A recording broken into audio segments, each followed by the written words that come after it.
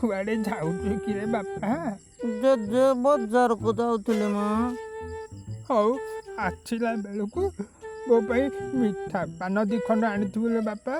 ଜେଜେ ହଉ ପଇସା ଦିଅ, ଆଉ ମୋ ପାଇଁ ବି ପଇସା ଦିଅ।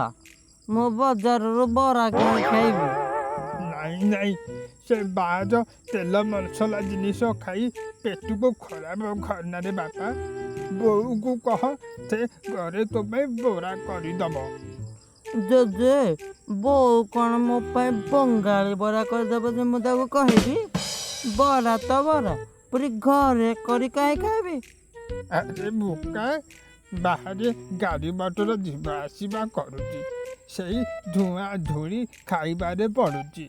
ଆମେ ତାକୁ ଖାଇ ଆମ ପେଟ ଦେହ ସବୁ ଖରାପ କରୁଛେ। ଏଇ କରୋନା ସମୟରେ ବାହାରେ 5 ଜଣଙ୍କ ମେଳରେ ଖାଇବାଟା କ'ଣ ଠିକ୍? ହଉ ମୁଁ ତାହେଲେ ଘର ତିଆରି ବରା ଖାଇବି, ସେ ଯେମିତିଆ ବରା ହଉ। ଆଉ ବେଶୀ ବଡ଼ ବଡ଼ ହନି, ଯା ମୋ ପାଇଁ ପାନ ନେଇ ଆସିବୁ। ହଉ ଜେଜେ ଯାଉଛି। ଇସି ସାଇକେଲରେ ପମ୍ପ ନାହିଁ, ଯାଉଛି ପମ୍ପ ଦେବି ଆଉ। ବାପା ବାପା ଟିକେ ଶୁଣିଲ।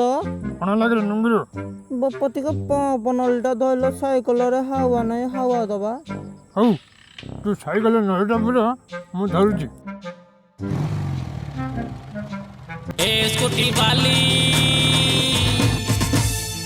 स्कूटी वाली फर चाहिंदे बोली, स्कूटी वाली फर चाहिंदे बोली। ବାପା ପମ୍ପ ହେଇଗଲା କି?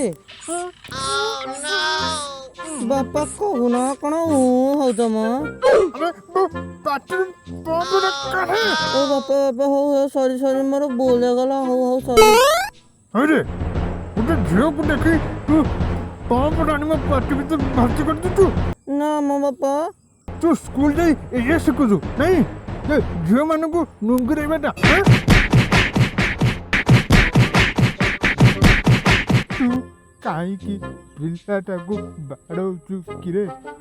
ତୁ ଯେବେ ପିଲାଟେ ହେଇଥିଲୁ ତୁ କେତେ ନୁଙ୍ଗୁରାମି କରୁଥିଲୁ? ବାପା ତାହେଲେ ତମେ ପୁରା ଶଙ୍କରା ଥିଲା। ନାତିଆ, ତୁ ପମ୍ପ ଦେଇ ବଜାରକୁ ଯା। ହଉ ଜେଜେ। स्कूटी वाली फर चाहिंदे बोली। ହଇରେ ପାନ ଆଣିଲୁ? ଦେଲୁ ଦେଲୁ, ମୋ ପାନ ଖଣ୍ଡେ ଖାଇଦିଏ। ପାଟିଟା କେତେବେଳେ କୁତୁ କୁତୁ ହଉଥିଲା। ହଁ ଜେଜେ, ଏଇ ନିଅ ତମ ପାନ।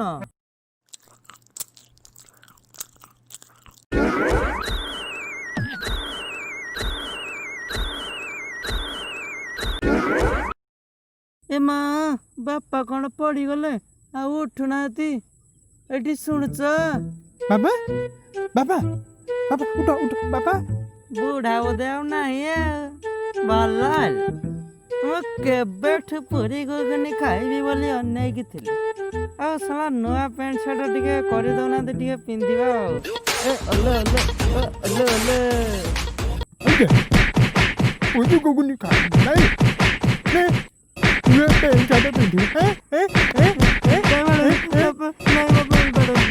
ମତେ କଡ଼ା ପାନ ଦେଇ ଶୁଆଇ ଦେବୁ ବୋଲି ଭାବିଛୁ ନାଇଁ?